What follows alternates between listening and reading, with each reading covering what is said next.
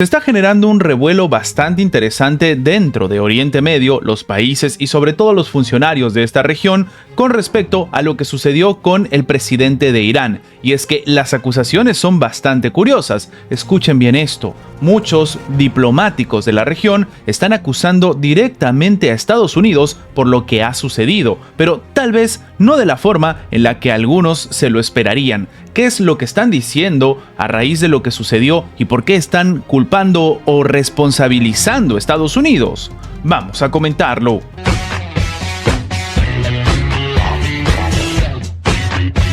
Diferentes diplomáticos de la zona de Oriente Medio y, de hecho, muy importante, ni siquiera funcionarios de Irán han empezado a responsabilizar a Estados Unidos por lo que le ha sucedido a Ebrahim Raisi. ¿Qué dicen ellos? Pues ellos están considerando que las sanciones impuestas contra Irán por parte, obviamente, de Estados Unidos y obviamente también de los otros países que siguieron al gobierno en la Casa Blanca, contribuyeron al fallecimiento del presidente Ebrahim Raisi, ocurrido, como hemos comentado ya, luego pues del accidente en el helicóptero en el que viajaba. ¿Qué sucede exactamente? La aeronave, el 19 de mayo, en la que viajaba el presidente Raisi y el ministro de Exteriores, Hossein Ami, sufrió un accidente en una zona montañosa al noroeste del país. Horas después, se confirmó el fallecimiento de todos los tripulantes. Pero aquí viene el escenario que algunos no se esperaban. Vamos a entender esto. Estas palabras son de Mohammad Javad Zarif, que es el ex ministro de Relaciones Exteriores de Irán, que ha acusado a las sanciones estadounidenses que terminan contribuyendo para restringir el acceso a aviones y a repuestos. Y uno diría, bueno, tiene sentido el hecho de que lo acuse a alguien de Irán porque existe una disputa obvia entre Estados Unidos e Irán. Sin embargo, debemos comentar lo que ha dicho Anil Sulkal, que es embajador sudafricano designado para la India. Él ha advertido que básicamente las sanciones impuestas contra Irán, incluido, y muy importante de hecho, el embargo de aviones y repuestos, obstaculizaron directamente la capacidad del país para poder mantener en buen estado su flota. Lo que él comenta es que este es un escenario desafortunado en el que, bueno, se ha generado una tragedia, pero está indirectamente relacionada con aquellos países y entidades que imponen injustamente sanciones unilaterales contra Irán, en vulneración con el sistema de la ONU. De nuevo, esto ha terminado afirmando Sulkal para diferentes medios, sobre todo para medios en África. Claro, el diplomático ha destacado que lo ocurrido de hecho no va a minar la importancia que tiene Irán en la región, pero que esto obedecería a algún tipo de estrategia también por parte de Estados Unidos. Pero lo más curioso de todo este escenario es que diferentes informaciones y de hecho diferentes cosas que han admitido dentro de Estados Unidos hacen que el escenario sea todavía más complicado o se preste a suspicacias. ¿Qué es lo que ha sucedido? Resulta que Estados Unidos ha reconocido que no ha podido prestar la ayuda solicitada por Irán para la búsqueda del helicóptero en el que viajaba el presidente precisamente del país, Ebrahim Raisi. Esto debido a razones logísticas. Esto lo ha terminado revelando el portavoz del Departamento de Estado, Matthew Miller. Él dice que el gobierno iraní les pidió ayuda y ellos dijeron que iban a estar dispuestos a ayudar, algo que iban a hacer con respecto a cualquier gobierno que está en esta situación. Claro, aquí ya el escenario es un poco confuso. Irán pidiéndole ayuda a Estados Unidos diciendo que lo van a hacer, pero resulta que, oh sorpresa, en gran medida, por razones logísticas, no se pudo prestar esa ayuda que le habría estado esperando la administración en Irán y que al final no llegó. Y claro, con estas declaraciones, más sumado a lo anterior, algunos están yendo un poco más allá de este escenario. De nuevo,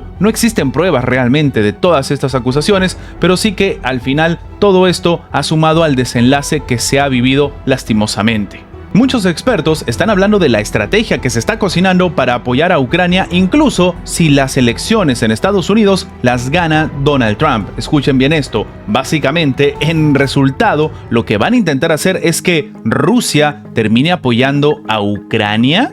¿qué hay realmente en esta estrategia tan confusa? Los países del G7 están buscando blindar a Ucrania ante lo que algunos dicen un inminente regreso de Donald Trump a la Casa Blanca, y para todo esto pretenden adelantar la aprobación de la ayuda económica dirigida pues a dar una esperanza a Kiev en el conflicto con Ucrania. Pero muy importante, y esto es necesario que se sepa, según ha publicado el Financial Times, liderado por Estados Unidos, el G7 pretende adelantar la ayuda a Kiev por miles de millones de dólares, utilizando nada más y nada menos que los beneficios de los activos congelados de Rusia como garantía de préstamo. Sí, el plan, según dice el medio británico, se va a discutir en junio, que establece que el gobierno de Ucrania necesitaría un préstamo del G7 por adelantado y que estarían respaldados por el futuro de los beneficios generados por los 350.000 millones de dólares de activos rusos que han sido inmovilizados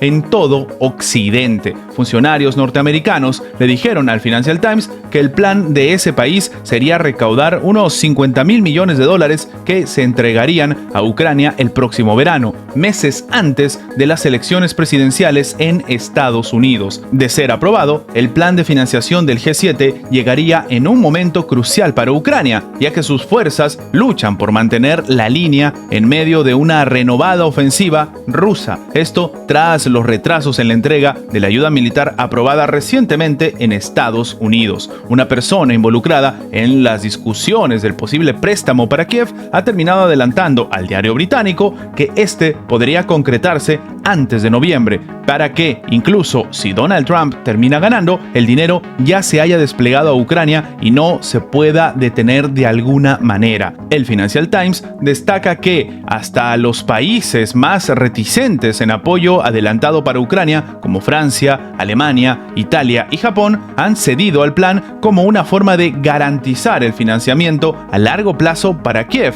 si el actual presidente de Estados Unidos, Joe Biden, pierde las elecciones presidenciales de noviembre frente pues a Donald Trump, que se ha opuesto públicamente a la ayuda estadounidense a Ucrania. De hecho, hemos comentado cómo hasta estaría buscando dividir precisamente a la OTAN. Y sí, de hecho, a principios de abril también se reveló que la propia Organización del Tratado del Atlántico Norte planeaba generar una suerte de colchón de ayuda económica para Ucrania por si Donald Trump termina regresando a la Casa Blanca en noviembre próximo. De acuerdo con el diario Financial Times, la OTAN planea tener un fondo de 100.000 millones de dólares a prueba de Trump. Se trata de un paquete de ayuda militar propuesto para 5 años que protegería a Kiev de los vientos de cambio político ya no solo en Estados Unidos, sino en otros países. Lo más interesante de todo esto, y que no se ha comentado al menos hasta esta fecha, es que dentro de esta estrategia ya no son los países los que tendrían que ver exactamente cómo van a sacar el dinero para dárselo a Ucrania, sino que de nuevo saldrían de los activos rusos congelados, lo que para algunos expertos es un error y ya se ha visto sobre todo en los diferentes movimientos bursátiles y cómo diferentes países, y esto lo hemos comentado en anteriores videos, han decidido retirar sus reservas de oro de Estados Unidos por temor a algún embargo similar al que se le está ejecutando